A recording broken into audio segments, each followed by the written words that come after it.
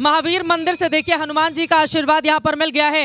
NDA को कमाल का परफॉर्मेंस प्रदर्शन यहाँ पर, यानी कि पिछली बार के मुकाबले। आपको बताते चले जब गृह मंत्री अमित शाह से यह सवाल पूछा गया कि कितनी सीटें आप लोगों को मिल सकती है, 160 का आंकड़ा वो आमतौर पर चर्चा में लाते रहे हैं, लेकिन 165 के साथ एनडीए कमाल की परफॉर्मेंस करता हुआ बीजेपी 77, जेडीयू 70 पर। अब मैं जेडीयू के पास आ जाती हूँ। जेडीयू के लोग तो फूले नहीं समा रहे होंगे। देखिए कहाँ पिछली बार 2020 में मायूसी हो गई थी, लेकिन इस बार तो बम बम हुआ पड़ा है जेडीयू के लिए। देखिए सबसे पहले तो बधाई चित्रा जी, आप बिहार की जनता को दे दीजिए क्योंकि अगर एनडीए गठबंधन हमारा, वैसे आप देख ही रही हैं कि भारी बहुमत से हम लोग जीत रहे हैं, तो हम ये नहीं मानेंगे हमारी जीत हुई है, ये बिहार की जनता की जीत हुई है, सुशासन की जीत हुई है।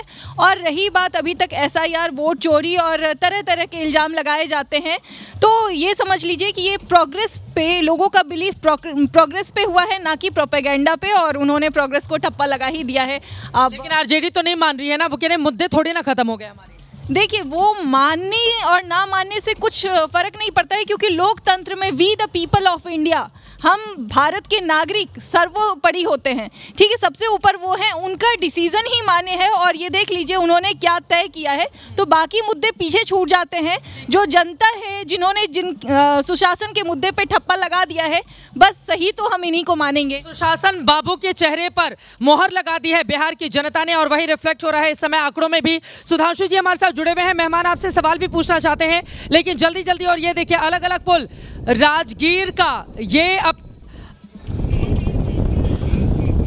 ग्लास ब्रिज, राजगीर का आप देख रहे हैं, और ग्लास ब्रिज पर नीतीश कुमार मुस्कुराते हुए किस तरह से नजर आ रहे हैं। और युवा मुख्यमंत्री का दावा, 18 तारीख को तो शपथ लेने की तैयारी भी कर ली थी तेजस्वी यादव ने। बताइए इतनी जल्दबाजी रहती है नेताओं को, अब तो मजाक बनेगा ना उनका। देखिए मुझे नहीं लगता है कि राजनीति में हार और जीत, मजाक, ये सब ठीक है, एक बात है, लेकिन तेजस्वी को टाइम चाहिए। वो अभी पुरानी जो बैगेज है उनके पिता की, वो उसको नहीं छोड़ पाए हैं।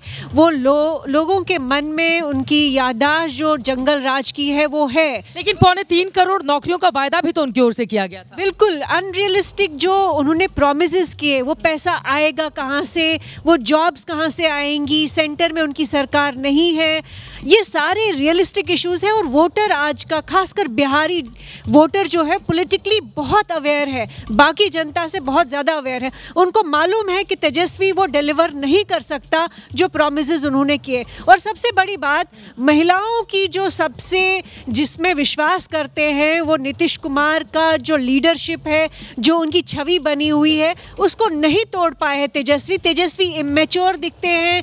जिस तरह की उनका पर्सोना है, वो नीतीश कुमार के सामने बड़ी बात है आप कह रही हैं। और आपको बताते चले 2020 का चुनाव जब हम लोग कवर कर रहे थे, नीतीश कुमार को लेकर नाराजगी बिहार के अलग अलग हिस्सों में हम सब ने महसूस की थी। नीतीश कुमार को लेकर बार बार उनकी पलटूराम छवि को लेकर लोग तंज कसते थे, लेकिन इस बार 2025 के चुनाव में बिहार के किसी भी हिस्से में आप जाइए, सीमांचल के इलाके में जाइए, ऊपर चंपारण के हिस्से में जाइए, पटना में आइए, अलग अलग दूसरे हिस्सों में जाइए, कहीं पर भी नीतीश कुमार के खिलाफ एंटी इनकम्बेंसी दिखाई नहीं दी। मेघा, इस बात को आप भी स्वीकार करेंगी, तो ये बताइए नीतीश कुमार में ऐसा क्या है, इतने लंबे समय से शासन में रहने के बावजूद उस व्यक्ति को लेकर अगर आरजेडी कांग्रेस के नेताओं को छोड़ दें तो आम जनता के बीच इस तरह की बातें दिखाई नहीं दी? देखिए चित्रा, पिछले बार जो नाराजगी नीतीश कुमार की तरफ दिखी थी वो नंबर्स में भी रिफ्लेक्ट हुई थी, 43 पर सिमट गए थे। इस बार 70 के आसपास घूम रहे हैं नीतीश कुमार जी।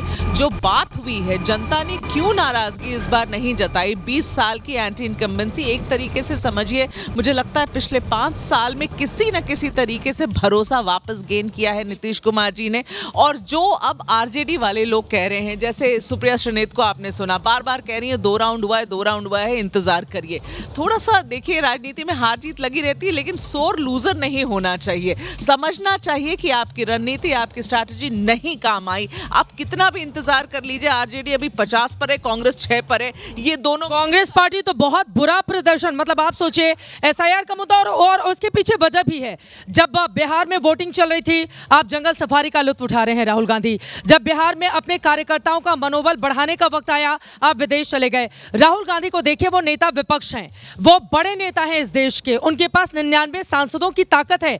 उसके बावजूद जब जब चुनाव आएगा आप अपने कार्यकर्ताओं का मनोबल बढ़ाने के लिए उस जगह पर मौजूद नहीं रहेंगे। पूछा जाता है अमित शाह ने वहां पर डेरा डाल दिया था।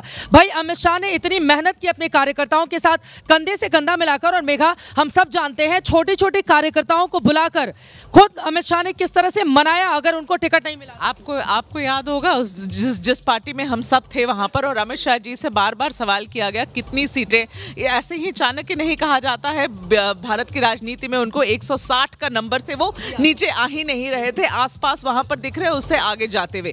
दूसरी बात उन्होंने उस दिन उन्होंने तो अपने लिए 160 का आंकड़ा तय किया था, अब तो 81। बड़ी खबर इस वक्त की आपको दे दें, 181 सीटों पर एनडीए यहां पर बहुत बड़ी बढ़त के साथ, कांग्रेस पार्टी 7 सीटों के साथ, 45 के साथ आरजेडी, और यहां पर देखिए बीजेपी और जेडीयू में आपस में प्रतिस्पर्धा चल रही है कि इस बार कौन कितनी ज्यादा सीटें जीतेगा। भारतीय जनता पार्टी 77 पर और जेडीयू 78 पर इस वक्त की बड़ी खबर आपको दिखा रहे हैं। और ये देखिए अलग अलग अंदाज में जो हमारे एबीपी न्यूज ने तैयारी कर रखी है उसके जरिए भी आपको दिखा रहे हैं कि जेडीयू के लिए कितना कमाल इस बार देखने को मिल रहा है नीतीश कुमार के, नरेंद्र मोदी के चेहरे पर। और बात अब नरेंद्र मोदी की करेंगे क्योंकि 2014 से जब से उन्होंने बिहार में एंट्री ली, अगर 2015 के चुनावों को माइनस कर दें तो लगातार मोदी के चेहरे पर वहां पर कैसे भरोसा जनता जताती रही है। और नरेंद्र मोदी को लेकर भी उनकी ओर से जो कामकाज किए गए, चाहे वो अनाज की बात हो, चाहे पैसे देने की बात हो, 1100 रुपए महिलाओं के खातों में जो विधवा पेंशन बढ़ाई गई है उसकी बात हो, तमाम दूसरे मुद्दे पर भी नरेंद्र मोदी एक ऐसा फैक्टर, देखिए नीतीश कुमार तो हैं ही, और नीतीश कुमार को जैसा कि मैं बता रही हूँ बिहार के लिए वो अजात शत्रु बने हुए हैं। कभी महात्मा गांधी ने ये डॉक्टर राजेंद्र बाबू के लिए इन शब्दों का इस्तेमाल किया था, लेकिन अभी की कोई शत्रु उनका है ही नहीं। और अभी 20 सालों के बाद भी अगर वो यहाँ पर कमाल की परफॉर्मेंस करते हुए, मतलब 77-78 पर लगातार जेडीयू बनी हुई है। वहीं दूसरे बड़े फैक्टर नरेंद्र मोदी, बिहार में जिनका सिक्का चल रहा है 2014 से ही 15 को माइनस कर देते। सिर्फ बिहार ही क्यों देखें, 2023 का चुनाव देखिए, मध्य प्रदेश में शिवराज सिंह चौहान मुख्यमंत्री घोषित नहीं थे और मध्य प्रदेश में भारतीय जनता पार्टी का प्रदर्शन बहुत अच्छा रहा। छत्तीसगढ़ में कोई मुख्यमंत्री का चेहरा नहीं था और कांग्रेस को हरा के भाजपा जीती। राजस्थान में भी वसुंधरा जी चेहरा नहीं थी और भाजपा जीती। किसके नाम पे? नरेंद्र मोदी के नाम पे। 2024 के लोकसभा चुनाव में अकेला चेहरा नरेंद्र मोदी थे।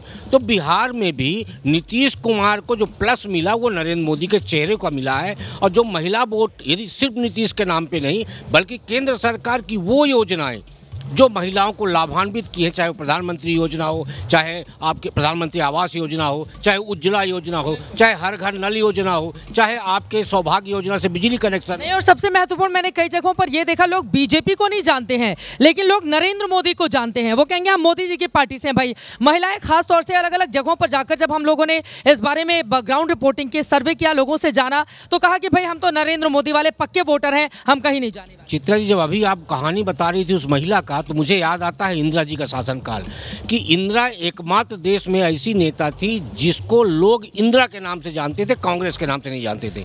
और देश में एक दूसरा नेता